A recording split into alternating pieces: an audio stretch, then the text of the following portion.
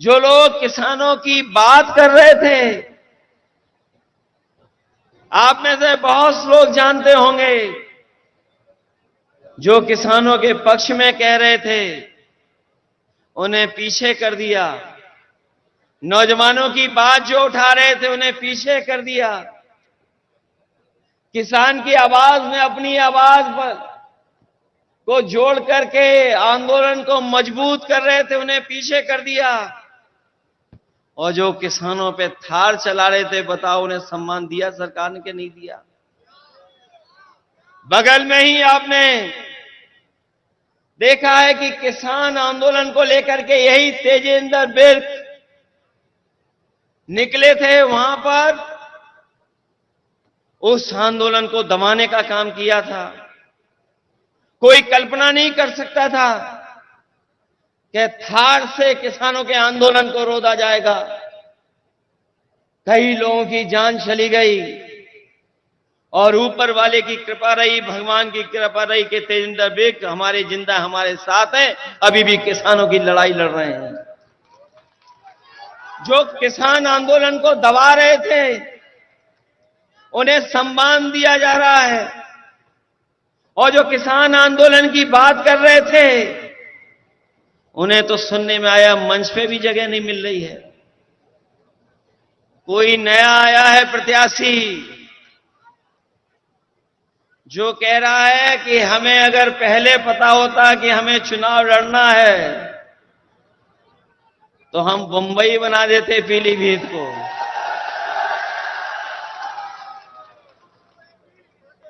ये कौन सी बात है भाई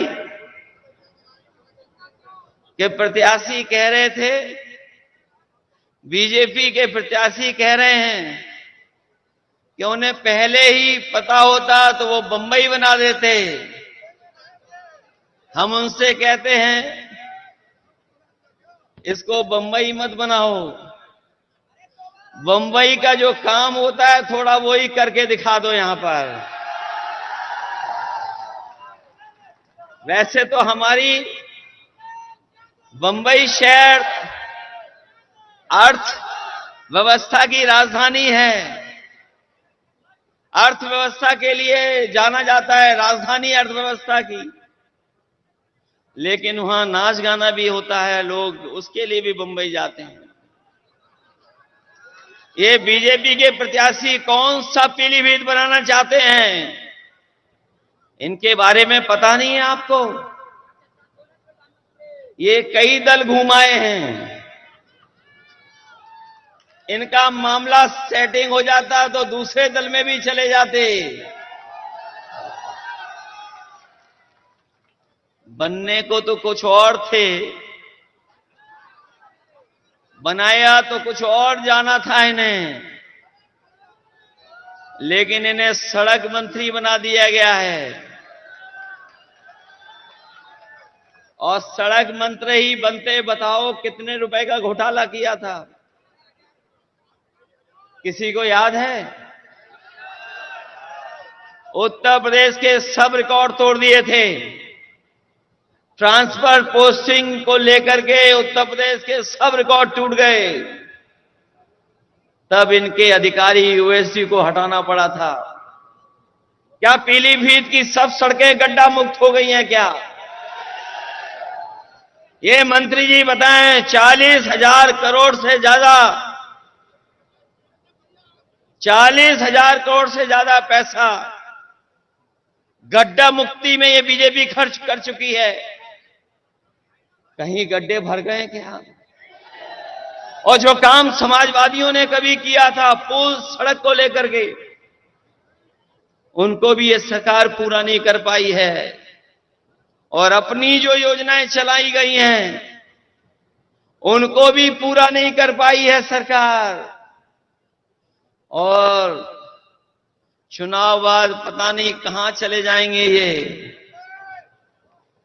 जो मंत्री होता है उसका सांसद बनकर के दिल नहीं लगता है, इसलिए जानबूझ करके थोपा जा रहा है इन्हें कि पैसे वाले हैं, चुनाव लड़ लेंगे। पैसे वाला मामला है, उसमें चुनाव लड़ लेंगे, लेकिन यहां का किसान, यहां का गरीब, यहां का नौजवान बीजेपी के लोगों को सबक सिखाने जा रहा है। एक एक वोट दे करके समाजवादी पार्टी को जिताएगा। जब से ये दिल्ली वाले आए हैं, महंगाई तो बढ़ाई है, और महंगाई इतनी बढ़ाई है जिसकी आप कल्पना नहीं कर सकते। महंगाई बढ़ती चली जा रही है, चाहे वो डीजल हो, पेट्रोल हो, जरूरत के सामान हो, उन सबको महंगा कर दिया सरकार ने। 2014 से लेकर के 2024 का हिसाब लगाए महंगाई का, बताओ महंगाई कितना गुना बढ़ गई है। अगर हिसाब किताब लगाओगे तो महंगाई कई गुना कई चीजों की बढ़ी है। ये सरकार महंगाई नहीं रोक रही, और जब महंगाई रोकनी थी तो इन्होंने चंदा वसूलने का काम किया। आप में से पढ़ा होगा लोगों ने कि ये दावा करने के भ्रष्टाचारी बचेंगे नहीं, लेकिन भ्रष्टाचार बढ़ाने का काम कोई कर रहा है तो वो भारतीय जनता पार्टी के लोग कर रहे हैं। और ये नया तरीका निकाला है दिल्ली वालों ने। ये इलेक्टोरल बॉन्ड जो बनाए गए हैं, इलेक्टोरल बॉन्ड के माध्यम से बताओ वसूली हो रही है कि नहीं हो रही है। और ऐसी वसूली तो दुनिया में नहीं होगी। जिस कंपनी का कोई कारोबार नहीं, जिस कंपनी का मुनाफा कुछ भी नहीं, वो उस कंपनी से सरकार ने वसूला है पैसा। हम और आप लोग जानते हैं चंदे में क्या दिया जाता है, थोड़ा बहुत दिया जाता है। क्या चंदे में 1000 करोड़ रुपए दिए जाते हैं? क्या चंदे में 500 करोड़ रुपए दिए जाते हैं? क्या चंदे में 300 करोड़ रुपए दिए जाते हैं? ये सरकार ऐसी है जिसने इलेक्टोरल बॉन्ड के नाम पर बड़े बड़े उद्योगपतियों को सीबीआई, ईडी, इनकम टैक्स से डरा करके इन्होंने वसूलने का काम किया है। और ऐसी वसूली पूरे देश ने नहीं देखी होगी जैसी सरकार में हुई है। ये वही बीजेपी के लोग हैं। याद कीजिए, इन्होंने कहा था कि नोटबंदी के बाद कोई भ्रष्टाचार नहीं होगा, कोई काला धन नहीं कमा पाएगा। बताओ, ये इलेक्टोरल बॉन्ड सफेद को काला करने वाला इंतजाम हुआ है कि नहीं है? काले को सफेद कर लिया कि नहीं कर लिया बीजेपी ने? नोटबंदी में भी किया और इलेक्टोरल बॉन्ड में भी कर लिया। इस सरकार ने जितना पैसा वसूला है उसकी वजह से ही महंगाई है। सोचिए, कभी जिन उद्योगपतियों से ये वसूल लेंगे पैसा, क्या वो नहीं कमाएंगे मुनाफा? क्योंकि मुनाफा कमा रहे हैं इसीलिए महंगाई है, भ्रष्टाचार है इसीलिए महंगाई है। और इन सब चीजों के लिए कोई दोषी है तो वो भारतीय जनता पार्टी के लोग हैं। हम भारतीय जनता पार्टी के लोगों को कहना चाहते हैं, यही उत्तर प्रदेश है जिसने उनकी सरकार बनवाई। 14 में आए थे और 24 में चले जाएंगे। उत्तर प्रदेश के लोग अगर स्वागत अच्छा करते हैं तो जब विदाई करेंगे तो विदाई भी बड़ी धूमधाम से भारतीय जनता पार्टी के लोग करेंगे। इनकी गारंटी याद है आपको? ये बीजेपी की गारंटी नहीं है। जिस तरीके से इन्होंने कोरोना में थाली और ताली बजवाई थी, याद है कि नहीं याद है? इसी तरह की बीजेपी की गारंटी नहीं, ये घंटी है। इनकी घंटी याद है आपको? याद है कि नहीं याद है? किसानों की आय दोगुनी करेंगे। बताओ, इनकी गारंटी पूरी हो गई क्या? हमारे नौजवानों से कहा कि हम 2 करोड़ नौकरी देंगे। बताओ, बीजेपी की गारंटी पूरी हो गई है 2 करोड़ नौकरी की? जो गारंटी देते फिर रहे थे, इनकी सरकार में हर पेपर लीक हुआ है कि नहीं हुआ है? ये नौजवान जानते होंगे, जो परीक्षा देने गए थे, बीजेपी के लोगों ने कहा कि हम परीक्षा कराएंगे, नौकरी दे देंगे, लेकिन कोई परीक्षा ही नहीं करा पाए। जो भी परीक्षा कराई, उस हर परीक्षा का पेपर लीक हो गया। जो लोग पढ़े लिखे नौजवान, जिन्होंने नौकरी के लिए पर्चा भरा होगा, परीक्षा की तैयारी की होगी, वो जानते होंगे कि एक परीक्षा नहीं, एक परीक्षा कैंसिल नहीं हुई है। इस सरकार में जितनी परीक्षा हुई सब कैंसिल हो गई। और कैंसिल का कारण क्या निकला? कि पेपर लीक हो गया। पहली परीक्षा पेपर लीक, और एक परीक्षा का पेपर लीक नहीं हुआ है, न 2 का हुआ है, न 3 का, न 4 परीक्षा का, न 5 का, न 6 का। लगभग 9 या 10 परीक्षाएं हैं जिनका पेपर लीक हुआ है। बताओ, ये उत्तर प्रदेश वाले मुख्यमंत्री कैसे हैं जिनका हर पेपर लीक हो जाता है?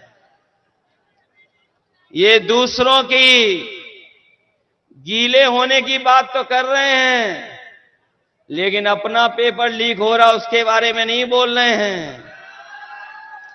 बताओ, 9 परीक्षाओं के पेपर लीक हुए कि नहीं लीक हुए?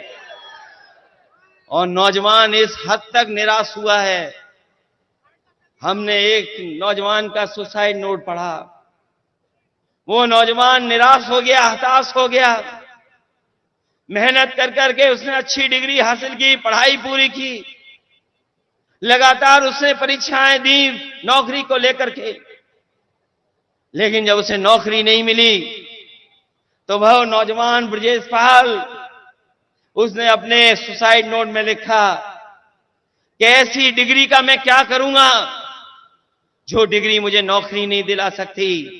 उसने डिग्रियां जलाई, अपने मां बाप और बहन से माफी मांग करके आत्महत्या कर ली। बताओ, वो आत्महत्या करने वाले नौजवान क्या अब वापस आ सकता है कभी? वो इसलिए हताश और निराश हुआ कि सरकार नौकरी नहीं दे पाई। केवल एक नौजवान की कहानी नहीं है। एक बेटी जिसको ये पता लगा कि परीक्षा कैंसिल हो गई, जैसे ही उसे जानकारी मिली कि पेपर की परीक्षा जो दे करके आई थी वो परीक्षा कैंसिल हो गई, उसने अपने घर परिवार के लोगों को कुछ नहीं बताया और जान दे दी। तो ऐसा उत्तर प्रदेश बन गया है जहां पर छात्र नौजवान निराश होकर के आत्महत्या कर रहा है, और ये सरकार वाले कह रहे हैं कि हमारा देश विश्व गुरु बनने जा रहा है। अगर विश्व गुरु बनेगा हमारा देश, तो क्या 80 और 90% हमारे नौजवान बेरोजगार होंगे क्या? 80 से 90% नौजवान आज बेरोजगार हो गया है, और जो नौकरियां भी मिल रही हैं वो पूरी नौकरियां नहीं हैं। कभी कॉन्ट्रैक्ट पर, कभी ठेके पर, कभी आउटसोर्स से नौकरी मिल रही है। हम अपने नौजवानों से कहना चाहते हैं, समाजवादियों को जिताइए। ये आउटसोर्स और कॉन्ट्रैक्ट पे नौकरी नहीं मिलेंगी, आपको पक्की नौकरी देने का काम समाजवादी लोग और इंडिया गठबंधन के लोग करेंगे। हम अपने उन नौजवानों को भी कहना चाहते हैं जो लोग फौज की भर्ती में जाते हैं। हम अपने परिवार के लोगों से और खासकर नौजवानों से कहना चाहते हैं, ये अग्निवीर व्यवस्था कभी हम स्वीकार नहीं कर सकते, क्योंकि नौजवान हमारा वर्दी पहन करके सीमा की रक्षा करना चाहता है, और वर्दी पहन करके उसको सम्मान महसूस होता है, वो देश की रक्षा करना चाहता है। ये 4 साल की नौकरी से न हमारे नौजवान का सम्मान बन रहा है और न ही सीमा को कोई मजबूत फौज मिल रही है। अग्निवीर जैसी व्यवस्था समाप्त होगी, इसको कभी समाजवादी लोग स्वीकार नहीं कर सकते हैं। इंडिया गठबंधन की सरकार बनेगी और अग्निवीर हमेशा हमेशा के लिए समाप्त हो जाएगी। मैं जानता हूं कि ये हमारे उत्तर प्रदेश की पुलिस जो खाकी वर्दी पहनती है, ये भी कभी कभी हम लोगों को डराती है। ये हमारे कार्यकर्ताओं को डराने लगती है। ये इसलिए डरा रहे हैं क्योंकि अभी इनकी पक्की नौकरी है। ये बीजेपी वाले आ गए तो अभी तो 4 साल की फौज की नौकरी की है। इन खाकी वालों की 3 साल नौकरी होगी। 3 साल से ज्यादा नौकरी नहीं कर पाओगे। बताओ ये किसके साथ खड़े होंगे जब इन्हें पता लगेगा कि इनकी तो नौकरी केवल 3 साल की है। फौज की नौकरी कितने साल की? और अगर इनकी नौकरी इन्होंने बीजेपी वालों ने कर दी 3 साल की, तो ये क्या करेंगे जाके घर पर? इधर हमें पता है खेतों को बचाने के लिए बहुत जानवर घूम रहे हैं। सड़कों पर जानवर, गांव में खेती में जानवर, और पीलीभीत में तो जंगली जानवरों से किसान परेशान है। हमारे देश के और प्रदेश के बड़े बीजेपी के नेताओं को सब पता रहता है, लेकिन उन्हें यह नहीं पता है कि पीलीभीत में लगभग 300 किसानों की जान जा चुकी है, गरीबों की जान जा चुकी है। बताओ जान गई है कि नहीं गई है जानवरों से? जंगल से जानवर आ रहे हैं, कभी खेत का नुकसान कर रहे हैं, कभी हमारे आम लोगों का नुकसान कर रहे हैं, जान ले रहे हैं। और एक बात तो ऐसा वीडियो वायरल हुआ था, हमने देखा था कि दीवार पर टाइगर घूम रहा था और पीलीभीत के लोग उसे रोक रहे थे। ये बीजेपी वालों को नहीं पता है। क्या बीजेपी की गारंटी में था? ये नहीं था। मुझे याद है 2022 के चुनाव में देश के प्रधानमंत्री कह के गए थे कि बीजेपी की सरकार बना दो। हमने ऐसा इंतजाम किया है, ऐसा अच्छा ठोस योजना बनाई है कि 15 दिन के अंदर जानवर की समस्या का समाधान कर देंगे। बताओ सरकार बने कितने दिन हो गए हैं? अब तो 7 साल हो गए उत्तर प्रदेश की सरकार के। दिल्ली वालों के 10 साल हो गए। बताओ 17 साल का हिसाब किताब लोगे कि नहीं लोगे आप लोग? ये नौजवान हमारा फार्मूला याद रखें। ये बीजेपी वाले इसलिए घबराए हुए हैं क्योंकि इन्होंने जो परीक्षा लिखाई और परीक्षा के जो पेपर लीक हुए हैं, उससे 70 लाख नौजवान घर वापस चला गया निराश होकर के। और अगर 70 लाख गया है निराश होकर के और केवल हम उसके मां बाप को जोड़ दें, तो बताओ इनके परिवार से 3 सदस्य नाराज हो गए कि नहीं हो गए? अगर 70 लाख लोग निराश होकर गए, नौजवान जिन्हें नौकरी का भरोसा दिलाया था, और इन्हीं 70 लाख को अब अगर हम 3 सदस्यों से गुणा कर दें तो 1 करोड़ 80 लाख हुए लोग कि नहीं हुए? और 1 करोड़ 80 लाख का अगर हम भाग दे दें 80 लोकसभाओं से, तो बताओ 2,25,000 वोट इनका हर लोकसभा में कम हुआ है कि नहीं कम हुआ है? बताओ। पीलीभीत में तो ज्यादा वोट कम हो गया है।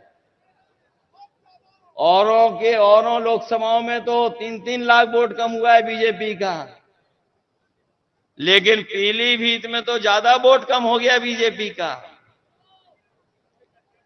अभी तक तो हमें यही पता लग रहा है लखनऊ में कि इस बार पीलीभीत में साइकिल चल रही है, इंडिया गठबंधन जीत रहा है। ये पीलीभीत हमारी बांसुरी के लिए भी जाना जाता है। ये बात तो प्रधानमंत्री जी भी जान गए कि बांसुरी के लिए जाना जाता है, लेकिन पीलीभीत की जनता तो तब चैन की बंसी बजाएगी जब भारतीय जनता पार्टी यहां से जाएगी। चैन की बंसी तभी बजेगी कि नहीं बजेगी। ये याद रखोगे कि किस तरह नुकसान किया इन्होंने। हमारे हर वर्ग के लोगों को दुखी किया ने कि नहीं दुखी किया। हम तो अपने सभी गुरुओं, संत और सबको प्रणाम करते हैं और अपने सिख भाइयों से भी कहेंगे कि इन्होंने अपने मान सम्मान से कभी समझौता नहीं किया और कभी भी अगर देश की रक्षा के लिए इन्हें अपनी जान भी न्यौछावर करनी पड़ी होगी तो हमारे सिख समाज के लोग कभी पीछे नहीं हटे होंगे। इसलिए हमारे सिख समाज ने देखा है किस तरीके से आंदोलन चला था, कितने लोगों की जान चली गई। बताओ इस चुनाव में दिल्ली वालों को सजा दोगे कि नहीं सजा दोगे? अपने वोट से इनको सजा दिलाओगे कि नहीं?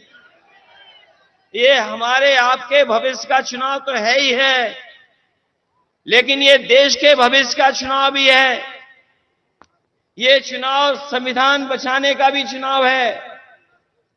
ये चुनाव हमारा लोकतंत्र बचाने का भी चुनाव है और ये चुनाव हमारे आपके भाईचारा की जो मोहब्बत का और प्रेम से हम लोग रहते आए हैं, जो हमारे भारत की पहचान है, हमारी संस्कृति की पहचान है, उसको बचाने का भी चुनाव है। इसलिए चुनाव आप अपना चुनाव समझ करके और आने वाली पीढ़ी के भविष्य का भी चुनाव है। सोचो अगर संविधान को खतरा हो जाएगा तो बताओ हमारे अधिकार छीने जाएंगे कि नहीं छीने जाएंगे? जो अधिकार हमें मिले लड़ करके देश की आजादी दिलाने के लिए इस देश के लोग एक हो गए थे, तब देश की आजादी मिली थी। आज फिर हमें एक बार अपने संविधान और लोकतंत्र को बचाने के लिए लड़ना पड़ेगा। बताओ आप लड़ोगे कि नहीं लड़ोगे?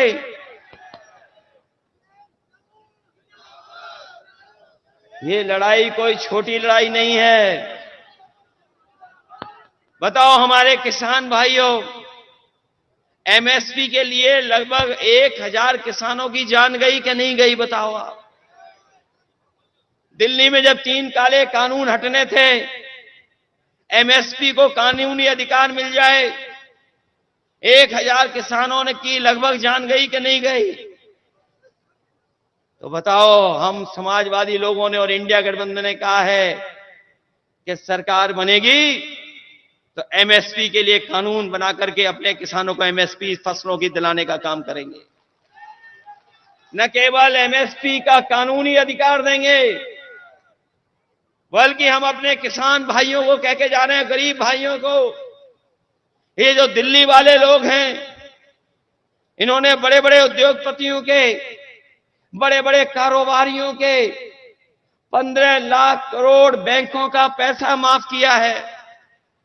अभी तक 10 साल में इन्होंने लगभग 15 लाख करोड़ उद्योगपतियों का कर्ज माफ किया है। और ऐसा भी देखने को मिला है कि जिन व्यापारियों ने कर्ज लिया, जो कर्ज नहीं दे पाए, उनको माफ कर दिया इन्होंने और दोबारा बैंक से उन्हें कर्ज दिलवा दिया। ये आपने आंकड़े निकलवा लेना। और बहुत सारे लोग, बहुत सारे उद्योगपति वो भी हैं जो कर्ज में डूबे थे, कर्ज उनका माफ करके बीजेपी ने बचाया और बाद में उन्हीं उद्योगपतियों से इलेक्ट्रल बॉन्ड ले लिए। बताओ, इलेक्ट्रल बॉन्ड लेने वालों का कर्ज माफ हुआ कि नहीं हुआ? आपको तो पता होगा, देश में सबसे ज्यादा वसूलने का काम अगर किसी पॉलिटिकल पार्टी ने किया तो बीजेपी ने किया कि नहीं किया? इसलिए अपने किसान भाइयों को हम कह के जा रहे हैं, इंडिया गठबंधन बनेगी सरकार, किसानों का पूरा कर्ज माफ होगा। जब उद्योगपतियों का 15 लाख करोड़ माफ हो सकता है, तो हमारे किसानों का कर्ज माफ क्यों नहीं होगा? तो बताओ, अपना वोट देकर के कर्ज माफ कराने का काम करोगे? संविधान बचाने के लिए भी वोट कर देना, क्योंकि आपके वोट से ही संविधान बचेगा, आपके वोट से ही देश का लोकतंत्र बचेगा, आपके वोट से ही किसान खुशहाल होगा, आपके ही वोट से नौजवान को नौकरी मिलेगी, आपके ही वोट से आरक्षण बचेगा। और हम फिर कहते हैं एनडीए को कोई हराएगा तो हमारा ये पीडीए परिवार हराएगा। ये पीडीए परिवार बैठा है यही एनडीए को हराने का काम करेगा।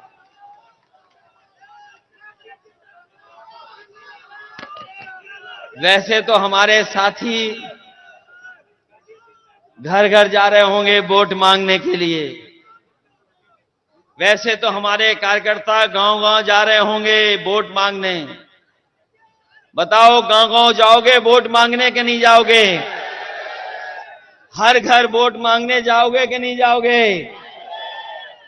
हमारा आपसे निवेदन है, हमारा आपसे अपील है, हमारी आपसे प्रार्थना है। बताओ भारतीय जनता पार्टी का जो लूट और झूठ का प्रचार है उसका घर घर प्रचार करके बताने का काम करोगे कि नहीं करोगे? बताओ बीजेपी झूठ बोलती है कि नहीं बोलती है? इलेक्टोरल बॉन्ड से लूट की है कि नहीं की है? तो ये झूठ और लूट का प्रचार करोगे घर घर के नहीं करोगे? और अपने वोट से लोकतंत्र को बचाओगे? ये हमारे देश के प्रधानमंत्री कैसे हैं? ये कहते हैं ये इंडिया गठबंधन नहीं है। कौन सा गठबंधन है? क्या कहते हैं? इंडिया गठबंधन का क्या कहते हैं? बताओ जिन्हें इंडिया कहने में ही शर्म आती हो। ये इंडिया गठबंधन है, ये इंडी गठबंधन नहीं है। बताओ हमें बीजेपी को ये भी सिखाना पड़ रहा है। हमारे गठबंधन की जो INDIA है ये इंडी नहीं है, ये इंडिया गठबंधन है।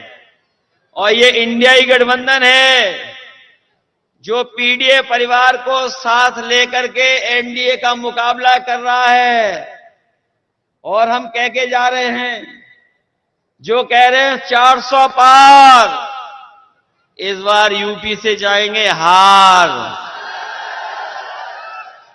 ये 400 पार नहीं, ये 400 हारने जा रहे हैं। और अगर ये 400 जीत रहे होते तो बताओ इतने घबराए हुए होते ये घबराए हुए हैं कि नहीं घबराए हुए हैं? और इसलिए घबराए हुए हैं कि दिल्ली के मुख्यमंत्री को जेल भेज दिया, झारखंड के मुख्यमंत्री जी को जेल भेज दिया। बताओ जेल भेज दिया कि नहीं भेजा है? और अगर 400 पार हो रहे होते तो सब ऐरे गहरे नत्थु खैरों को अपनी पार्टी में शामिल कर रहे हैं। अभी सुनने में आया है बरेली में कोई माफिया को भी शामिल कर लिया, जिनको ये महाराष्ट्र में भ्रष्टाचारी कहते थे। बताओ इन्होंने अपनी पार्टी में ले लिया कि नहीं ले लिया? जो इन्हें दिन रात गाली देते थे उन्हें ले लिया कि नहीं ले लिया अपने साथ? उत्तर प्रदेश में भी ऐसे कई दल थे, सुबह से शाम तक बहुत बुरा भला कहते थे बीजेपी को। और हमारे नौजवान तो जानते होंगे यूट्यूब चलाना, सोशल मीडिया पे समय गुजारना जानते हैं। इनके जरा पुराने वीडियो निकाल लो, बताओ कितना बुरा भला बीजेपी को कहते थे। और दुख तो इस बात का है कि हमारे प्रेस के लोग भी चुप हैं, क्योंकि प्रेस के लोगों को भी दाना मिल जाता है, तो जैसा दाना वैसा इनका गाना। बताओ है कि नहीं है? इलेक्टोरल बॉन्ड पे कोई बहस नहीं। एक आध चैनल है जिसमें बहस हो रही है, एक आध चैनल है उसमें बहस हो रही है। जब आपके साथ ये भी नहीं है और जो यूट्यूबर साथ हैं उनको बैन लगा रहे हैं, कभी झूठा मुकदमा लगा देते हैं। हमारे पत्रकार साथी भी अगर सच दिखाना चाहेंगे, अगर दिन में सच दिखाया तो रात में इनके पास पुलिस पहुंच जाती है। बताओ पहुंच जाती है कि नहीं पहुंच जाती है? देखो हमारे प्रेस के लोग भी सहमत हैं हमसे। ये हालत पैदा हो गई है, इसलिए सावधान रहोगे कि नहीं रहोगे? सावधान। अपना बूथ बचाओगे कि नहीं बचाओगे? प्रचार करोगे झूठ का क्या नहीं करोगे? बीजेपी के झूठ का और बीजेपी की लूट को बताओगे कि नहीं बताओगे? बीजेपी की यही पहचान है, झूठ और लूट। इसके अलावा इन्होंने कुछ नहीं किया। पिछले 10 साल में केवल झूठ बोला है और लूटने का काम किया है। इनको बताओ हराओगे चुनाव में कि नहीं हराओगे? इसलिए ये मौका मिला है हम सबको, हम आपको सबको मौका मिला है लोकतंत्र बचाने का, लोकतंत्र के साथ साथ संविधान बचाने का और साथ साथ अपने अन्याय से मुकाबला करने का। ये बीजेपी के लोग पूरे उत्तर प्रदेश और देश को पीछे ले जा रहे हैं। लोग कहते हैं कि हम दुनिया में कहां पहुंच गए हैं, लेकिन अगर दुनिया की गरीबी के पैरामीटर्स अगर हम देखें तो गरीबी में हम कई देश जो हमारे पड़ोसी हैं उनसे भी नीचे जा रहे हैं। हम महंगाई में भी उन देशों के मुकाबले पीछे चले गए, बेरोजगारी में भी पीछे चले गए और दुनिया में सबसे ज्यादा कर्ज अगर किसी देश के ऊपर है तो वो भारत पर है। बताओ अगर कर्ज वाला देश होगा तो क्या दुनिया में हमारा पहचान बनेगी क्या? इसलिए आपको सोचना होगा, इस देश को बचाने के लिए आपको करना पड़ेगा। इसीलिए मैं आप सबसे अपील और निवेदन करने आया हूं कि समाजवादी पार्टी के एक मजबूत प्रत्याशी हैं भगवत सिंह गंगवार, इनकी मदद करने का काम करना है। बताओ इनके पक्ष में समीकरण है कि नहीं है? ये अग्निवीर और पेपर लीक वाले नौजवान हमारी बूथ में मदद करने का काम करना। बताओ करोगे कि नहीं करोगे? इस पीलीभीत में न इलाज मिल रहा है, न दवाइयां हैं और जो व्यवस्था समाजवादियों ने बनाई थी एम्बुलेंस की, वो एम्बुलेंस की व्यवस्था भी खत्म कर दी और पुलिस को 100 नंबर वाली गाड़ी दी थी। बताओ गाड़ी को खराब कर दिया पुलिस ने क्या नहीं खराब कर दिया? और 100 से कौन सा नंबर कर दिया? इन्हें लगा इनका भी रेट बढ़ गया तो इन्होंने भी रेट बढ़ा लिया। बताओ रेट बढ़ा लिया कि नहीं बढ़ा लिया?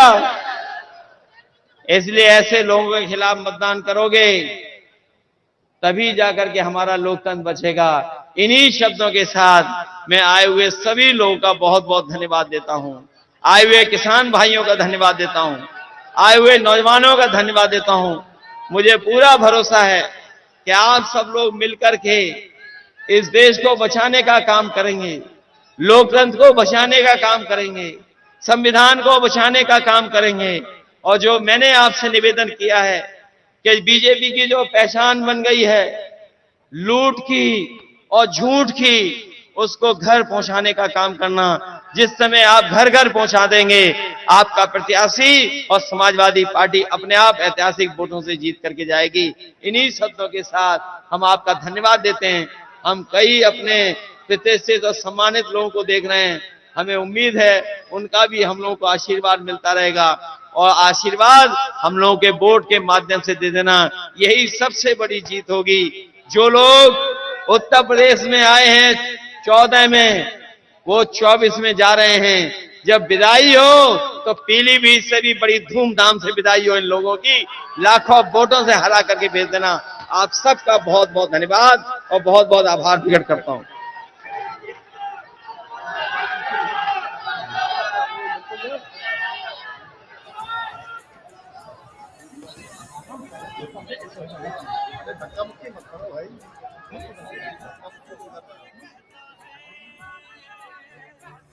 इंडिया को अपना वोट दो, गठबंधन को तुम वोट दो, इस देश की खातिर वोट दो, अखिलेश की खातिर वोट दो।